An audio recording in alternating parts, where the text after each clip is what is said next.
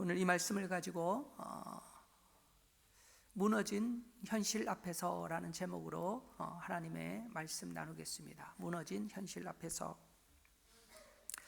우리는 살다 보면 예기치 못한 문제를 만나기도 하고 또 내가 예상치 못한 어려움에 직면을 하기도 합니다. 갑작스러운 질병 소식에 마음이 무너지기도 하고요. 또 경제적인 문이 닫혀서 또 현실적으로 답답한 시간을 보내기도 합니다. 또 때로는 염려와 또 외로움과 두려움으로 인해서 밤잠을 설치기도 합니다. 오늘 본문에 등장하는 이 느헤미야 역시 예루살렘 성벽이 무너지고 백성이 수치를 당했다라는 이 소식을 듣고 느헤미야도 마음이 무너졌던 것 같습니다. 그래서 큰 슬픔과 마주하게 되었습니다.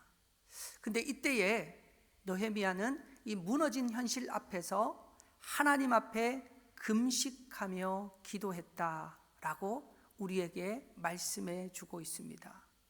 여러분, 우리의 인생도 마찬가지입니다. 어떤 문제가 있든 간에 그 문제를 가지고 우리가 해야 할 것은 하나님 앞에 기도하는 것입니다. 우리는 하루의 시작도 기도요, 또 하루의 마침도 기도로 맞춰야 한다라는 것입니다. 이것이 사실 오늘 느헤미야 1장에서 우리에게 가르쳐주고 있는 메시지인 것입니다. 그렇다면 제가 오늘 이 말씀을 통해 여러분에게 나누고 싶은 것은 이러한 무너진 현실 속에서 느헤미야는 어떻게 기도하였는가라는 것입니다. 여러분, 우리도 하나님 앞에 늘 기도하지만 우리의 기도와 이 느헤미야가 하나님 앞에 드렸던 이 기도의 우리의 차이를 오늘 이 시간 함께 좀 살펴보았으면 좋겠습니다. 먼저 첫 번째는 느헤미야의 기도는 하나님이 어떤 분이신가 기억하며 기도했다라는 것입니다.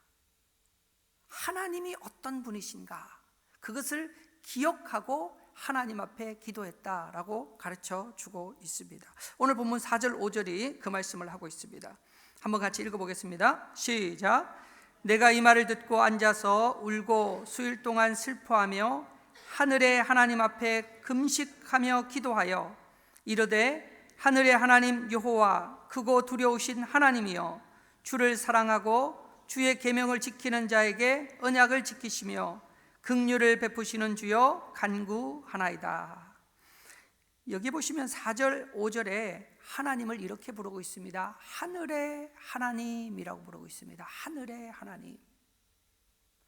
우리에게도 어떻게 보면 좀 익숙한 말이기도 합니다. 우리도 하늘에 계신 우리 아버지여 이렇게 우리가 기도하기 때문에 그렇습니다. 근데 여기서 이 하늘의 하나님이라는 뜻은 하나님께서 하늘에 계신 하나님 또는 저 우주 너머의 어딘가에 계신 하나님이라는 뜻이 아니고요, 여기서 이 하늘이라는 것은 통치의 개념입니다. 다시 말해 우리를 다스리시고 우리를 통치하시고 우리와 함께하고 계시는 하나님이라고 지금 느헤미야는 부르고 있다라는 사실입니다. 다시 말해 이 느헤미야는 무너진 성벽 앞에서 또 백성들이 수치를 당한다라는 이 무너진 현실 속에서 가장 먼저 그가 했던 것은 하나님께서 우리와 함께하고 계시지 않습니까? 하나님이 이 땅의 통치자요 주권자가 되시지 않습니까? 이 시간 나는 그 하나님 앞에 기도를 드립니다 라고 고백하고 있는 것입니다. 여러분, 우리도 마찬가지입니다. 이 토요 새벽 예배에 우리가 나오신 것은 기도하시기 위해 나오신 줄 믿습니다. 여러분, 그렇다면 우리도 이 자리에 지금 이 순간 나와 함께하고 계시는 그 하나님을 우리가 믿음의 눈으로 바라볼 수 있기를 주님의 이름으로 간절히 축원합니다. 여러분, 우리 하나님은 저 우주 너머에 계신 하나님이 아니세요. 나와 저 동떨어져 있는 곳에 계시는 하나님이 아니시고, 지금 우리가 예배하고 있고 이 자리에 함께할 뿐 아니라 우리의 심령 가운데 우리의 마음 가운데도 그 하나님이 함께하고 계시는 줄 믿으시기를 주님의 이름으로 간절히 축원합니다. 여러분, 골리앗 앞에 선 그 다윗과 사울을 한번 떠올려 보시기 바랍니다. 골리앗이라는 거대한 장수가 지금까지 한 번도 보지 못했던 큰 장수가 앞에 서 있습니다. 그런데 그것을 본 사울은 두려워 떨었습니다. 걱정이 앞섰습니다. 이 문제를 어떻게 해결해야 되는가 라고 생각하며 머리를 싸매고 있었던 것이죠. 근데 그때 믿음의 사람 다윗이 나타났습니다. 그리고 동일한 사울 앞이었지만 그 다윗은 당당하게 그 골리앗 앞에 섰다라는 것입니다. 여러분, 상황은 똑같았고 문제도 똑같았습니다. 골리앗이라는 문제가 해결된 것이 아니라는 것입니다. 그럼에도 불구하고 다윗과 사울의 차이는 무엇이었습니까? 사울은 골리앗을 보았고 다윗은 하나님의 통치를 바라보았습니다. 하나님이 우리와 함께 계십니다. 하나님이 함께 계신다면 하나님 저 골리앗 아무것도 아닙니다. 그 하나님의 통치와 다스림을 보고 당당하게 골리앗을 물리쳤던 것을 우리는 볼 수 있는 것입니다.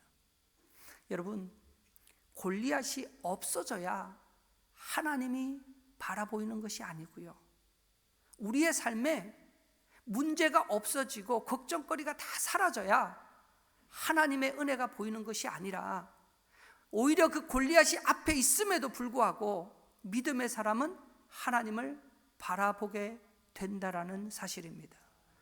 여러분들, 파도를 치는 그 풍랑 위를 걸었던 베드로 역시 마찬가지지 않습니까?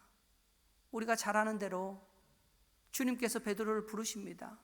그 부르심 앞에 순종하고 그 부르심 앞에 예수 그리스도를 바라보고 나아갈 때 베드로는 풍랑에 눈이 들어오지 않았습니다. 여전히 풍랑은 치고 있었지만 그것이 그에게 아무런 문제가 되지 않았습니다. 그러나 그 주님을 바라보던 시선을 떼고 주변을 바라보고 풍랑을 바라보고 바람을 의식하기 시작할 때에 그는 그 바다 속에 빠질 수밖에 없었다라는 것입니다. 여러분, 이 사건에서도 우리에게 주는 교훈이 동일하지 않습니까? 상황이 달라졌습니까? 아닙니다. 베드로가 바다를 걸었을 때나 바다 밑에 빠졌을 때나 상황이 달라진 건 아무것도 없었습니다. 차이가 있다면 딱 한 가지밖에 없었습니다. 주님을 바라볼 것인가, 아니면 풍랑을 바라볼 것인가. 여러분, 이 차이밖에 없습니다.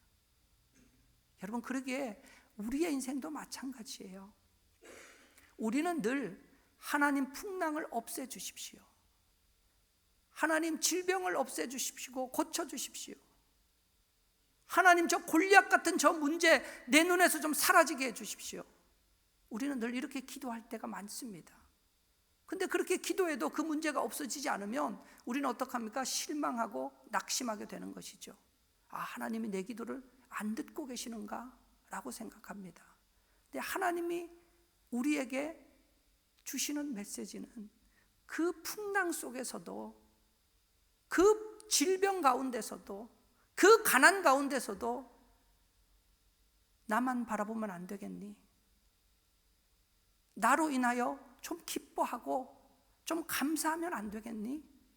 하나님은 우리에게 그렇게 말씀하고 있다라는 사실입니다. 그러기에 느헤미야도 마찬가지였어요. 삶이 다 무너져 버렸습니다. 자신과 함께 있었던 그 포로로 했던 사람들이 다시 귀환했는데 그들이 이방인들로 인하여 끔찍한 수치를 당하고 있다는 소식을 들었습니다.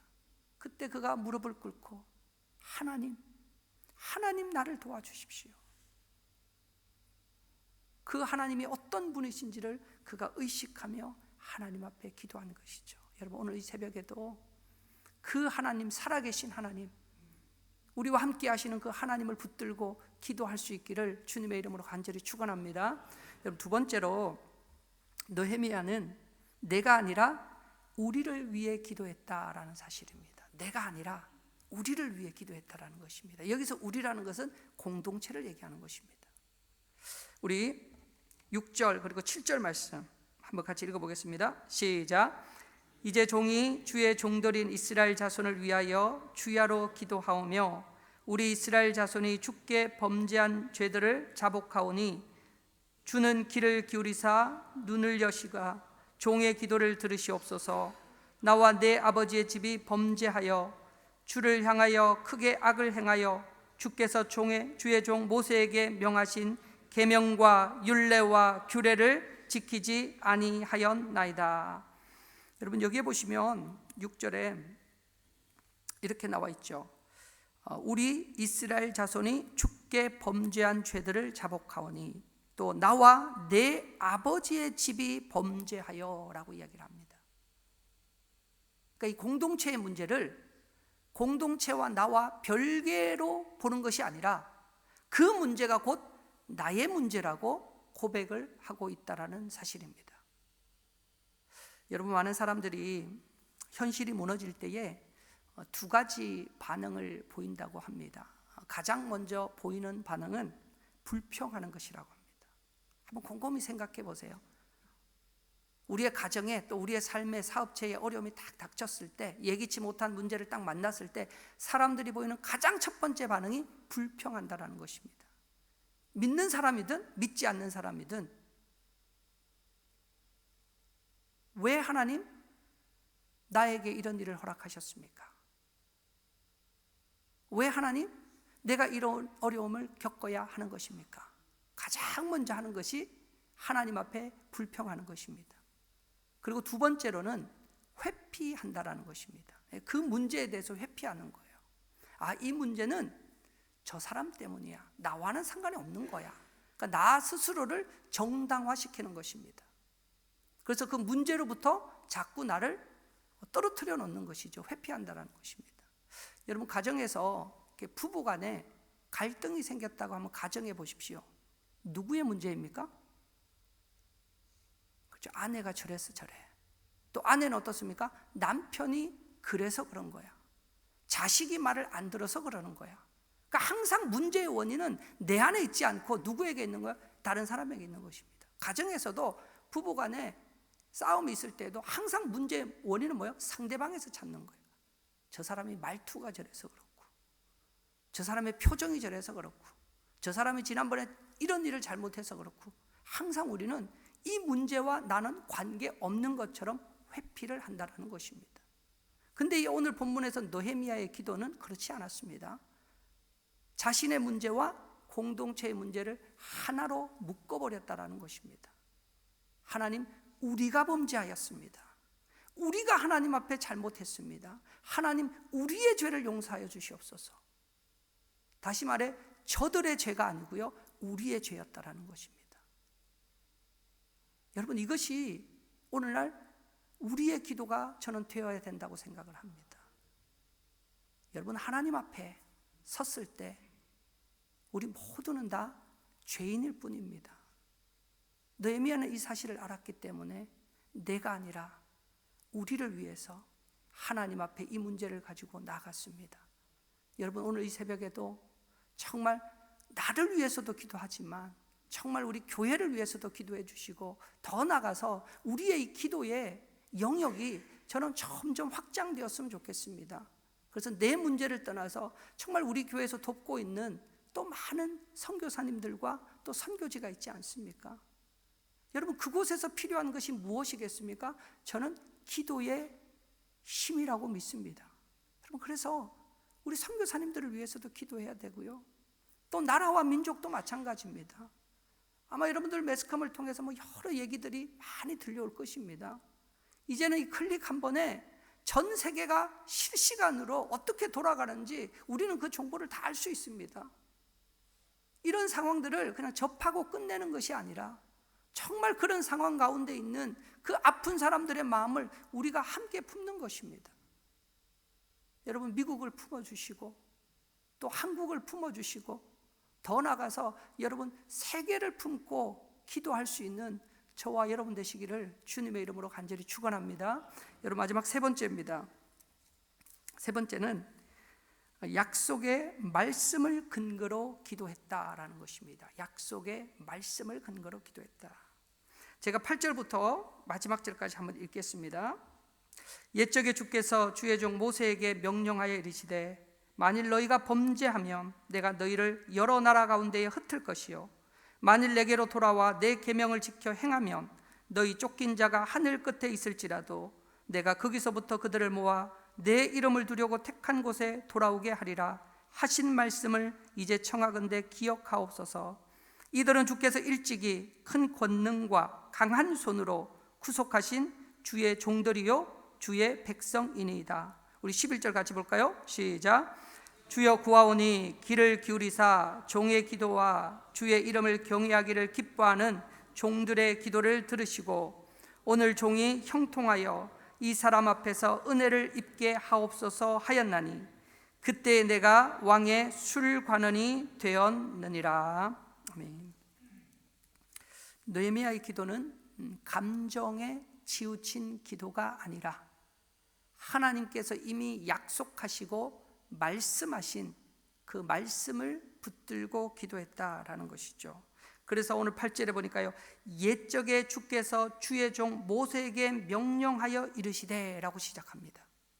하나님, 주님 예전에 모세에게 분명히 이렇게 하면 이렇게 응답해 주시겠다고 말씀하지 않았습니까? 제가 오늘 그 말씀을 붙들고 하나님 앞에 나아갑니다. 하나님 이 기도를 들으시고 응답하여 주옵소서. 이렇게 지금 고백하고 있다는 것이죠.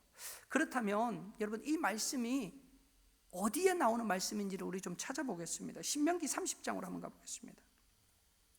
신명기 30장.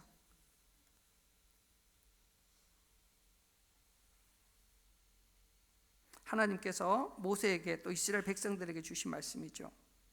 우리 1절부터 우리 4절 말씀까지만 한 목소리로 같이 읽겠습니다. 시작.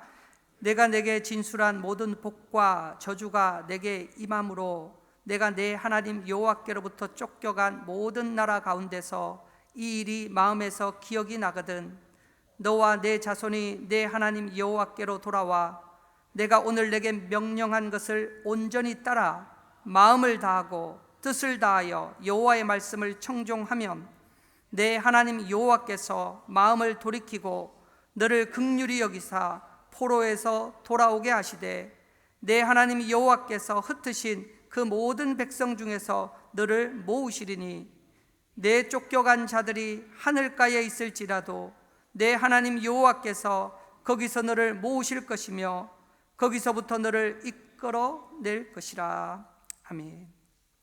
지금 느헤미야는 신명기 30장 이 말씀을 붙들고 하나님 앞에 기도하고 있는 것입니다.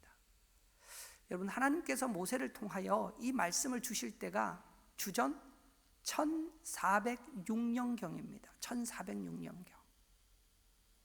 느헤미야가 이 말씀을 붙들고 기도할 때가 주전 446년경이라고 합니다. 여러분, 이 시간 차이를 보면요, 약 한 960년 정도 차이가 납니다. 그러니까 약 한 1000년 정도의 기간이 있어요. 이렇게 오랜 시간이 지났지만 느헤미야는 이 말씀을 잊지 않았다라는 것입니다. 그리고 이 말씀을 붙들고 기도했고 하나님은 이 말씀대로 느헤미야에게, 이스라엘 백성들에게 응답하셨다라는 것입니다. 여러분, 1000년이 지나도 하나님의 약속은 변치 않는 줄 믿습니다. 여러분, 아무리 오랜 시간이 지나도요, 우리 세대가 끝나고 우리 다음 세대 또 그 손주 손녀들 세대가 계속해서 일어나도 영원토록 변하지 않는 말씀은 하나님의 말씀인 줄 믿습니다. 여러분, 그러기에 우리가 남겨야 될 유일한 유산이 있다면 재정이 아니고요, 말씀입니다. 말씀을 남겨야 됩니다. 왜냐하면 이 말씀이 우리 자녀들을 살리기 때문에 그렇습니다. 단순히 육적으로 살리는 것뿐만 아니고요, 우리의 생명, 영혼을 살리고요, 그리고 영원한 하나님의 나라를 유업으로 얻게 되는 줄 믿습니다. 여러분, 이 1000년이라는 기간 동안 오랜 시간이 있었지만 느헤미야는 1000년 전에 하나님이 약속하신 그 말씀 붙든 거예요. 하나님 이렇게 해주시겠다고 하나님 말씀하지 않았습니까? 하나님 응답하여 주옵소서라는 것입니다. 여러분, 우리도 기도할 때 여러분, 우리의 생각, 우리의 감정 때때로 하나님 앞에 토로할 수 있습니다. 힘들기 때문에 토로할 수 있어요. 그러나 정말 힘 있는 기도는 어떤 기도냐? 약속을 붙드는 것입니다. 하나님, 말씀해 보니까 하나님 이렇게 하나님 말씀하셨는데 하나님이 말씀대로 응답하여 주옵소서 라고 기도하는 것이죠. 우리 대표적인 기도가 솔로몬의 기도인데요. 여러분이 열왕기상 8장에 보면 솔로몬의 기도가 나옵니다. 근데 그 기도의 내용을 보면 솔로몬도 이렇게 기도를 시작하고 있어요. 하나님께서 주의 종 다윗에게 약속하신 것을 이제 이루어 주옵소서.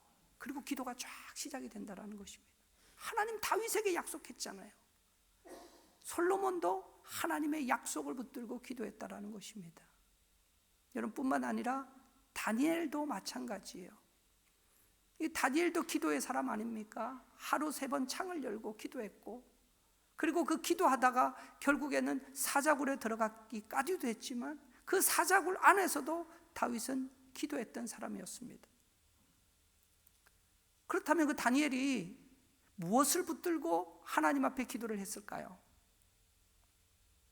예레미야의 말씀을 붙들고 기도했습니다. 예레미야의 말씀이 무엇입니까? 70년이 차면 너희가 다시 고국으로 돌아오리라 라는 이 말씀을 붙들고 다니엘은 하나님 앞에 매일매일 쉬지 아니하고 기도를 했다라는 것입니다. 여러분, 마찬가지입니다. 오늘 이 새벽에도 하나님께서 우리에게 주신 말씀이 있다면, 또 여러분들이 한 주간 동안 또 새벽 예배를 통해 또 여러분의 삶에서 말씀을 읽고 또 큐티하면서 또 하나님께서 주시는 말씀이 있다면, 여러분 오늘 그 말씀을 붙들고 우리가 하나님 앞에 나가서 기도하며 또 우리의 기도 가운데 하나님의 놀라운 은혜와 축복이 임하는 귀한 시간 되시기를 주님의 이름으로 간절히 축원합니다.